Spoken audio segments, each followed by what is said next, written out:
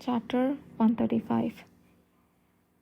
Beltrell conveyed his intention to the owner of the letter immediately, indicating that he wished to arrange a meeting. The response arrived the next morning, a day after, delivered by the servant who had handed over the letter. I am deeply impressed by the wisdom of the elder priest, and I look forward to meeting you today to discuss matters in great detail. Today, who sets a meeting in such a short notice?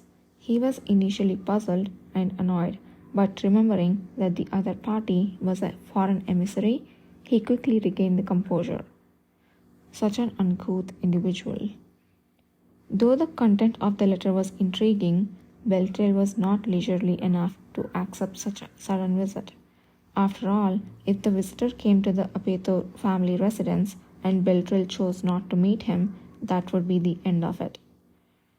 What will you do, elder priest? The servant who brought the letter is waiting outside the mansion. Should we send an immediate reply? Never mind, I don't have time to bother with that right now. Weren't you once one of the servants in the outbuilding? Go down and help with the work. In order to move all the test subjects who had been isolated in the basement of the outbuilding before the arrival of the Duke of Paleta leading the cavalry to the Apeto residence, they needed to act swiftly. Beltrell promptly withdrew his interest from irrelevant matters. However, as he walked through the underground passage with the mercenary awakeners and the servants leading the test subjects, a strange incident occurred suddenly. In the passage, where the only light came from the magic stone, a shrill scream reverberated as one of the servants fell. Save me. I did wrong. I won't touch those guys ever again. Please, no. He stayed into thin air like a madman, writhing on the floor and screaming. Because of him, the quiet passage instantly descended into chaos. What in the world is happening? Can you not be quiet immediately? First, Beltrell silenced the terrified screaming servants and went over to where the collapsed servant lay. You there, what are you doing? Can't you pull yourself together? Beltrell instructed one of the assistant priests to imbue the fallen servant with divine power. Once done, the servant looked around as though he had regained some semblance of sanity. Seeing the terrified people and then Beltrell's cold face, he broke into a fit of tears and gasped. I did wrong.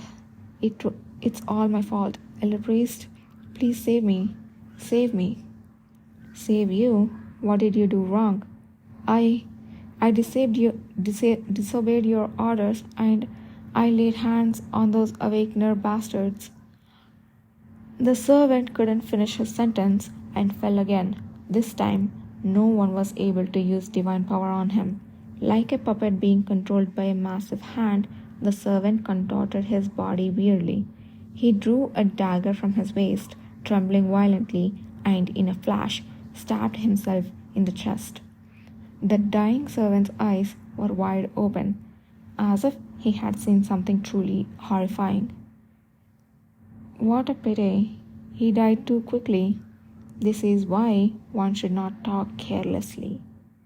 The voice that was somehow familiar yet strange cut through the shocked crowd.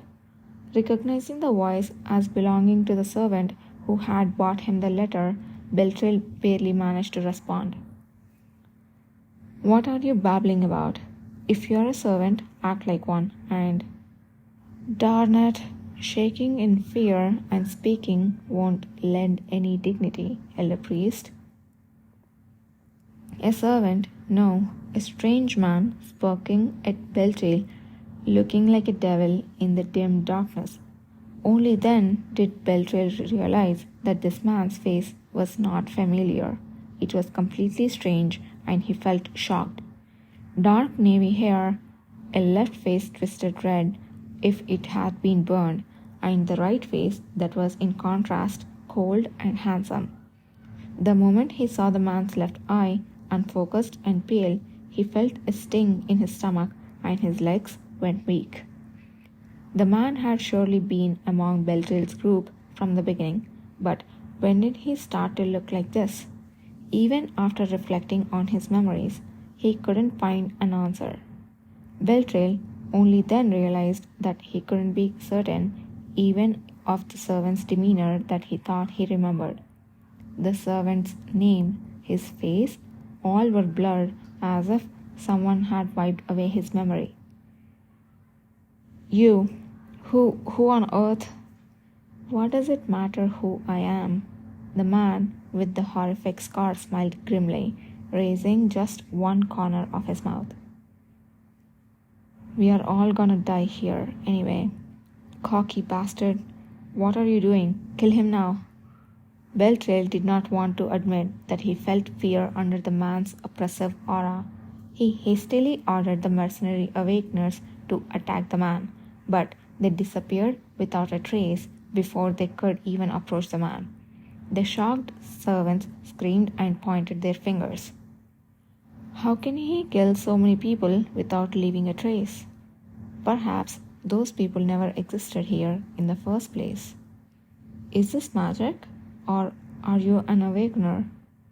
Where the hell did you come from? Instead of answering, the man pointed towards the exit. Have you ever played a game of tag? When everyone was too horrified to speak, the man gently continued his words. No, then you will learn now. You better run, or who knows what might happen to you. It's going to be very fun. Beltrail wanted to smack the man's taunting face, but he couldn't because the assistant priest started running, supporting his arm. Elder priest, that man is not in his right mind. He doesn't seem normal. So please get out as soon as possible and ask for help from the headquarters. That's the priority. They were right. He couldn't ask for help from headquarters while underground, so he had to get outside first. For the first time in his life, Beltrail had the strange experience of running with all his might. He felt the discomfort of his beautiful priest's robe for the first time. While he was running clumsily, clutching the heavy, clingy hem of his robe, he kept hearing the sound of horrified screams from behind. In the end, Beltrail finally emerged from the exit, but he was not given the time to be glad that he had reached the Western Forest, his original destination. Unbelievably, the man with the scar had arrived first and was waiting for them.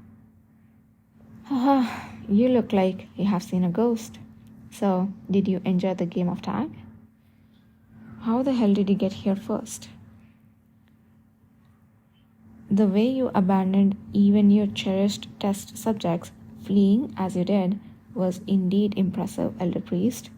I doubt I will see a sight more amusing in my lifetime. His smiling face was indeed the embodiment of a devil. No. Beltrail, gripping by extreme fear, floundered. He desperately cried out for others to strike down the demon and protect him. But as if by magic, all the mercenary awakeners around him vanished, and the priest fell vomiting blood, even though the man hadn't touched them. Beltrail collapsed, feeling as if he was living a terrible nightmare, vomiting blood from intense emotions. The perpetrator had to be a cavalry member sent by Duke Paleta to Shir Lahore. Without doubt, they had dispatched the cavalry to seize the test subjects and kill him. The obstacle. Beltrail's despair-ridden mind didn't question the man's identity. Yes, the letter you bought was all a lie from the start, wasn't it? You lulled me into complacency to seize the test subjects.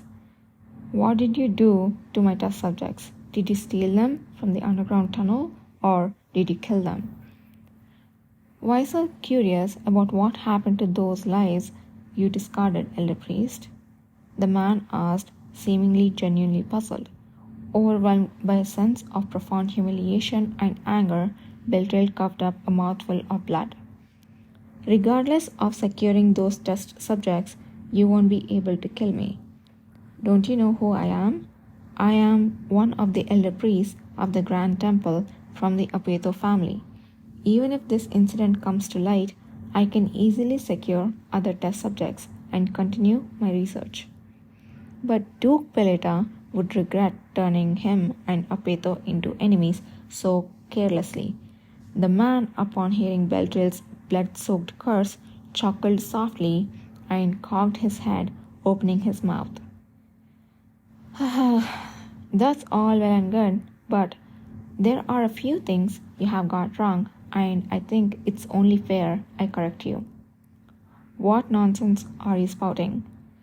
Firstly, I'm not a subordinate of Duke Peleta, nor am I part of the cavalry. What? Beltrail, who had sworn not to believe a word from the man said, was momentarily stunned into silence, forgetting even that resolve. What are you even talking about? They might have realized by now that they have lost the advantage to me and might be rushing here, but that doesn't really matter. Then who the hell are you to claim that you are not with Duke Peleta but managed to infiltrate Apeto's stronghold alone? That's nonsense. That brings us to the second point I would like to correct. Having said that, the man slowly moved closer to Beltrail. Beltrail instinctively retreated, shaking his head. Don't come any closer. We can, as long as we have brothers and sisters who need us, we go wherever we must. We? As Beltrail stammered out his question, a light sparkled in the man's eyes. A look of pure joy, as if he had been waiting for just that question. The Star of Nagran. Beltrail didn't recognize the unfamiliar phrase that slipped from the man's lips.